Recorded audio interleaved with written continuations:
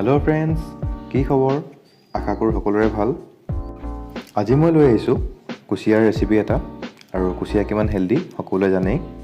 চবেই বেলেগ বেলেগকৈ বনায়, ময়ো একেবাৰে সহজকৈ বনাবলৈ ট্ৰাই কৰিলোঁ। আশা কৰোঁ আপোনালোকে ভাল পাব।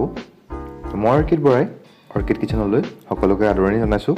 তো ব'লক বনাবলৈ আৰম্ভ কৰোঁ। ঘৰৰ ওচৰতে এই দাদাজনে খুব ধুনীয়া ধুনীয়া মাছ উলিয়ায়, একদম ফ্ৰেছ।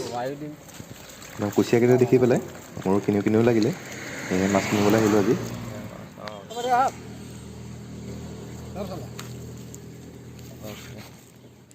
আৰু তেখেতে মোক কুচিয়াকেইটা কি ধুনীয়াকৈ কাটি মেলি দিছে, এয়া চাওক। তো ব'লক এতিয়া ঘৰলৈ যাওঁ আৰু বনাওঁগৈ। ৰেচিপিটো বনাবলৈ মই কি বস্তু ব্যৱহাৰ কৰিছোঁ আপোনালোকে স্ক্ৰীণত দেখিবলৈ পাইছে, আৰু মই ভিডিঅ'টোৰ ডেছক্ৰিপশ্যনতো লিখি দিছোঁ।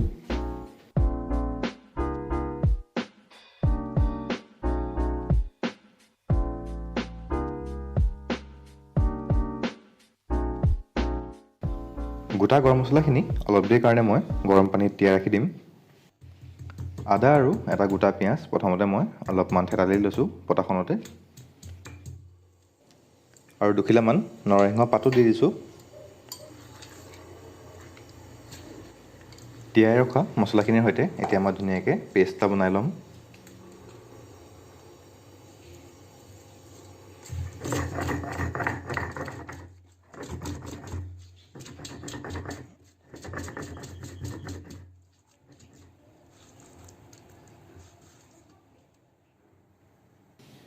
ধুই ৰখা কুচিয়াখিনিত এতিয়া মই 1 চামুচ নিমখ, আধা চামুচ হালধি,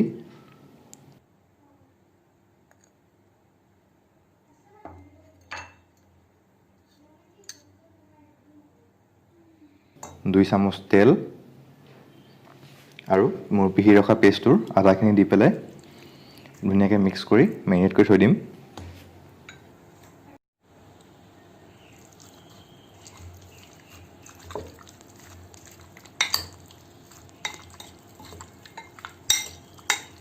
আৰু তেতিয়ালৈকে মই পিঁয়াজ আৰু বিলাহী ধুনীয়াকৈ কাটি লওঁ।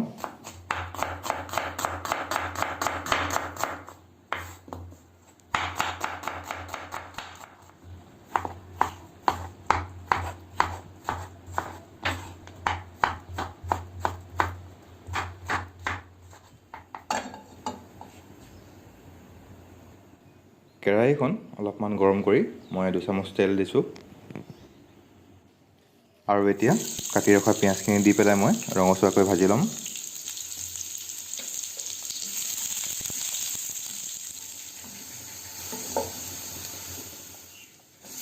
অলপমান ৰঙচুৱা হোৱাৰ পিছত এতিয়া মই কাটি ৰখা বিলাহীটো ইয়াতে দি দিছোঁ।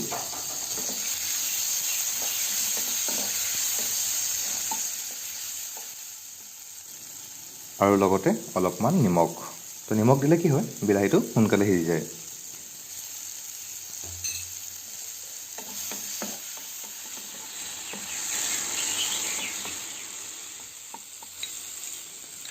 বিলাহীখিনি ভালকৈ সিজাৰ পিছত এতিয়া মই ইয়াতে মোৰ পিহি ৰখাৰ বাকী পেষ্টখিনি দি দিছোঁ। গোটেইখিনিকে এতিয়া মই অলপ দেৰিৰ কাৰণে ভাজি ল'ম। তো মছলাখিনি অলপ দেৰি ভাজি দিলে কি হয়, এটা বহুত ধুনীয়া গোন্ধ এটা ওলায়। গোন্ধটো আৰু বেছি ধুনীয়া কৰিবৰ কাৰণে মই ইয়াতে দুখিলা নৰসিংহ পাতো দি দিছোঁ। 2 মিনিটমান ভজাৰ পিছত এতিয়া মই ইয়াতে মোৰ মেৰিনেট কৰি ৰখা কুচিয়াখিনি দি দিছোঁ।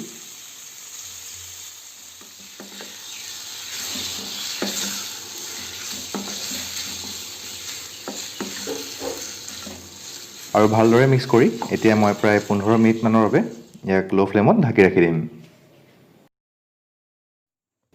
আৰু তেতিয়ালৈকে মই ধনিয়াখিনি ধুনীয়াকৈ কাটি লওঁ।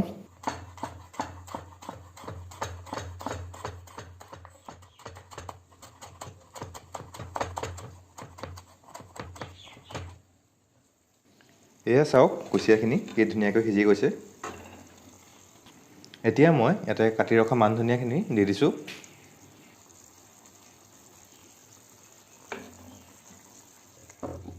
ভালদৰে মিক্স কৰি মই প্ৰায় 2 মিনিটমানৰ বাবে ইয়াক আকৌ ঢাকি ৰাখি দিম। তেতিয়া কি হয়, ইয়াৰ যোনটো ফ্লেভাৰ ইয়াৰ ভিতৰতে থাকি যাব তেতিয়া।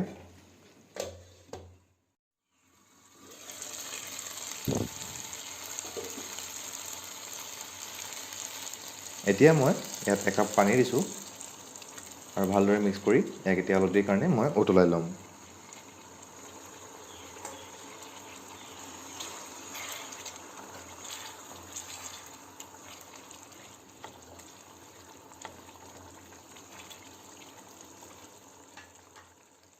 অলপ দেৰি উতলোৱাৰ পিছত এতিয়া মই ইয়াতে মোৰ লাই শাকখিনি দি দিছোঁ।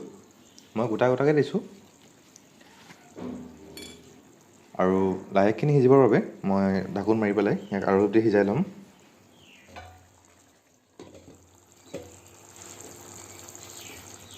আৰু এয়া মোৰ লাই শাকখিনি ধুনীয়াকৈ সিজি গৈছে। এতিয়া মই কাটি ৰখা ধনিয়াখিনি ইয়াতে দি দিছোঁ আৰু দুইখিনি ধুনীয়াকৈ মিক্স কৰি দিম।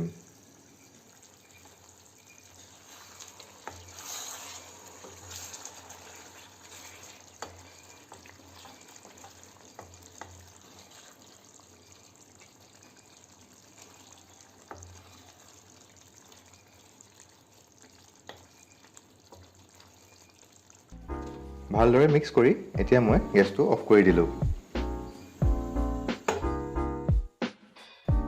তো ৰেডি হৈ গ'ল আজি মোৰ কুচিয়া ৰেচিপি। ৰেচিপিটো চাই কেনেকুৱা পালে মোক কমেণ্ট কৰি জনাবলৈ নাপাহৰিব। আৰু যদি মোৰ চেনেলটো ছাবস্ক্ৰাইব কৰা নাই তেনেহ'লে প্লিজ ছাবস্ক্ৰাইব কৰি দিব আৰু নতুন ভিডিঅ'বিলাকৰ ন'টিফিকেশ্যন পাই থাকিবলৈ হ'লে কিনাৰত থকা বেল আইকনটো ক্লিক কৰি দিব। আকৌ আহিম নতুন ৰেচিপিৰ সৈতে। এতিয়ালৈকে বাই বাই।